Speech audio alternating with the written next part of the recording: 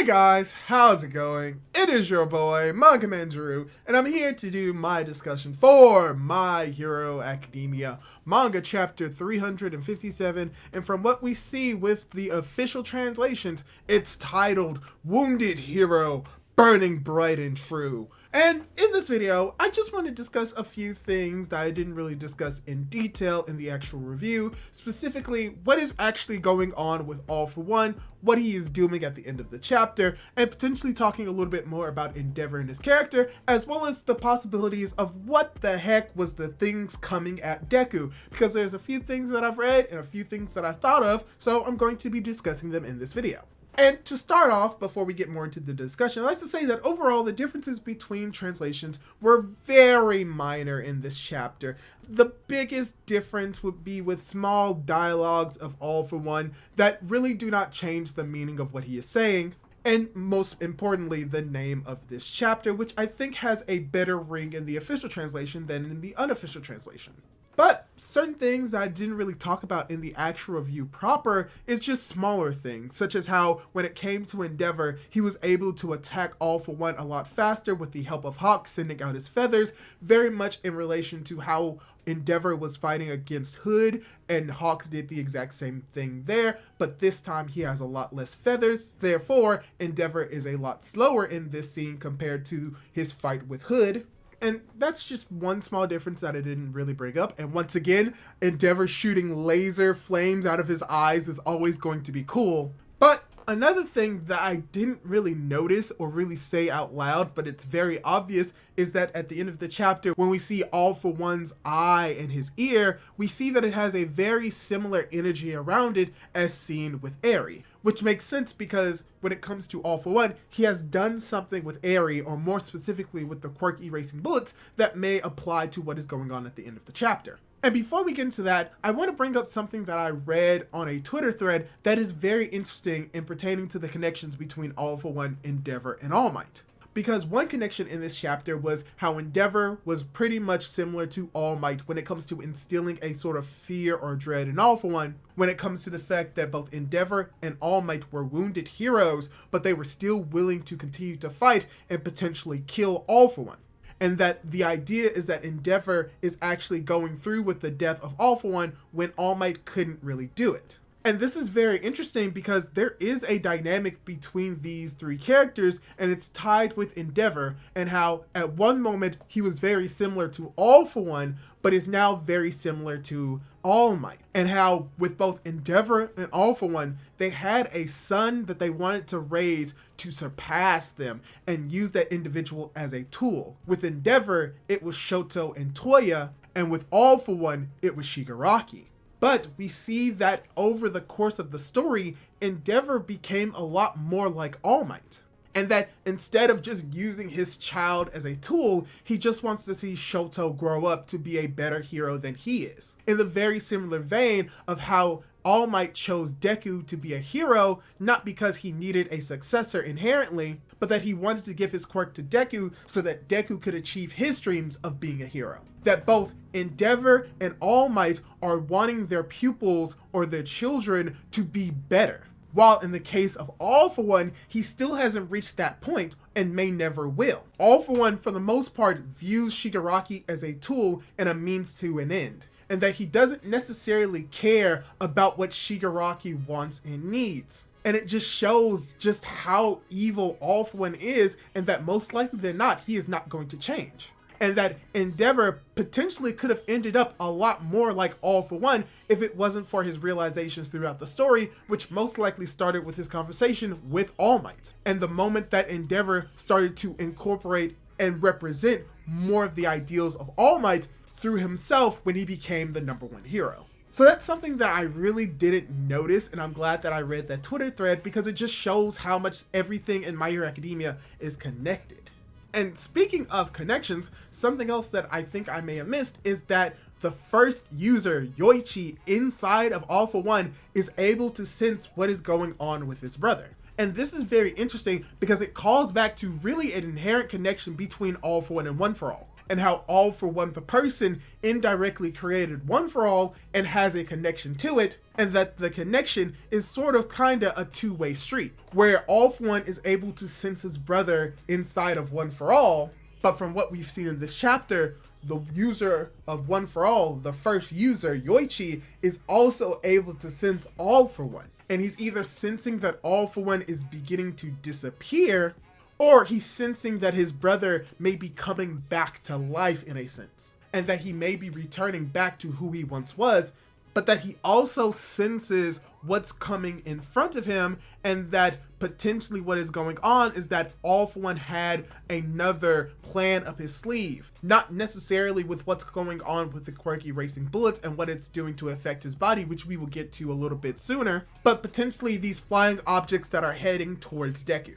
And there are a few explanations for what those objects could potentially be. They could be Nomu, they could be other villains sent to capture Deku, or another idea is that potentially these are allies for Deku. And that potentially what is going on is that these individuals are actually other heroes from around the world who so happen to come across Deku and are there to help get him to Japan a lot faster. Or we could go with the enemy plan. In the next few chapters, we're going to be focusing on Deku going up against these enemies, fighting them, defeating them, and eventually stalling for time and trying to capture him. Where that could be the standalone idea, or that this could be even more setup for potential heroes from around the world to come and help Deku. Because even though Japan has been neglected by the world and the world isn't planning on sending heroes to actually help in Japan, that does not mean that heroes from around the world won't come and try to help anyway. Because if you think about it, if Star and Stripe, the #1 hero in America, could just say screw the rules and go and help Japan, why can't other heroes do the exact same things if they have a very similar drive or ideal that Star and Stripe has, which is inspired by All Might? So basically, you just don't have people in Japan that are inspired by All Might's ideals. You have everyone around the world who are also inspired by those same ideals. And very much like how these kids are still willing to fight and go against these villains with their lives, other people around the world, other heroes around the world could do the exact same thing and are coming to Japan to help, even if the government say that it's not a good idea. So potentially this could be setting up for more foreign heroes to interfere in the fight and fight off these villains so Deku doesn't get distracted and can head to Japan in the mainland to try and defeat Shigaraki, or that these are just obstacles that were sent by All for One, knowing that Deku could potentially be separated, or that he knows where Deku is, and before they were completely separated, he may have sent out a signal or sent out people to find Deku anyway and try to capture him before he's able to reach Shigaraki. So that's just an idea that I thought of, and that is also a very likely possibility, but we just won't know until the next chapters come out. And now let's talk about really the biggest issue that people have with this chapter, and it's the fact that potentially All for One could be reverting back to his original self. That he somehow has the use of rewind and is using rewind at the moment of his death to rewind himself back to a point where his body is a little bit more durable, where his body wasn't destroyed by All Might, and that he could potentially come back into the story and wreak havoc, and it will be a bigger foe that the heroes will have to fight. And when it comes to this idea, I think that it's very possible, but we just don't know for certain. As far as we know, he has the ability to rewind, but there could be a few issues with that. Once, we do sort of kind of know that rewind can work on the individual, at least what we've seen via the anime, with a scene of Overhaul cutting into Eri and Eri's body automatically rewinding and healing itself. So there is a precedent for her quirk to be used to heal the user if All for One actually has the quirk inside of them. But I think that most likely what is happening is that he was able to re-engineer the quirks, that instead of erasing the quirk factor, it is able to regenerate the body, or as like a 1-dose injection to heal yourself. And the reasoning why I bring this up is because this is an idea that Overhaul had when it came to the quirk erasing bullets. He wasn't just going to create bullets that erases quirks, he's going to also create a cure to it that could reverse the reversal of quirks. So if that is something that Overhaul thought was feasible, why wouldn't the doctor, who has a better understanding of quirks, also be able to do it as well. If he was able to re-engineer the quirk erasing bullets to be able to erase quirks, why couldn't he also continue with the similar idea or mindset that Overhaul had, that are not only able to erase quirks, but also heal people back to the point where they were prior, which is something that Overhaul wanted to do specifically with the quirk factors. Because if you can do it specifically to a quirk, then you could most likely do it specifically with a bigger body. But because we've seen ERI be able to heal someone's full body as well as healing someone's specific quirk. So my idea of it is that he injected himself with a re-engineered quirk erasing bullet that was modified for the healing of the individual, and that potentially what is happening is that his body is beginning to heal back to the point where it was prior to his fight with All Might, and that this could potentially be All for One Round 2, where we get to see finally what his face looks like and potentially confirm if it's truly Dad for One. So that is one possibility. Or another possibility is that the burning of his body is too great for it to actually be rewound to the point. So all that may happen is that his face will begin to heal, but everything else will still be burnt to a crisp and he's still going to die. So there's also another possibility that the rewinding of his body, even with the injection, as I stated, may not fully be able to rewind him back to the point where he was at his strongest, and that it may actually rewind him back to a point where he's a lot younger and a lot less experienced and has a lot less quirks, if rewind can affect the quirks inside of All for One, and that he'll still be fully healed. He'll just be significantly weaker than he was with his fight against All Might, but he would still be a threat. And then the final possibility is that we're seeing the rewind happen, but it's not strong enough to actually rewind him back and actually heal him. All it's going to do is rewind his face to a point where his face will be known by the heroes or be known by Endeavor, but then he's still going to die immediately afterwards. Or that it's going to rewind him so far back that he's basically going to be useless in a fight, where he's going to be very much a kid and unable to fight, or it may just erase him straight out.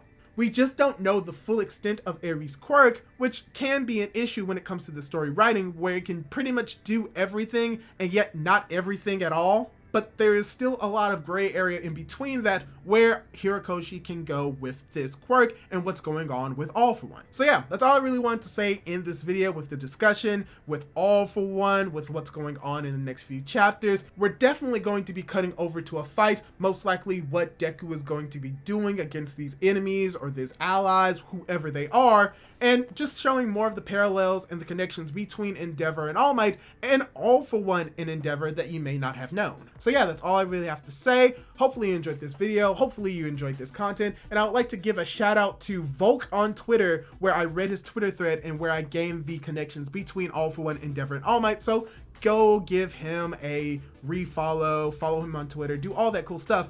And don't forget to leave a like on the video if you like this type of content. Leave a comment down below on what you think is going to go on in the next few chapters. Do you think that Deku is going to be fighting enemies, or do you think that he will be actually dealing with allies? And do you think that All for One is actually going to be rewound to the point where he can fight again? Leave your thoughts down in the comments down below, and don't forget to subscribe to my YouTube channel for more content like this. Do all that cool jazz, and hopefully I'll be able to catch you in my next video. Goodbye!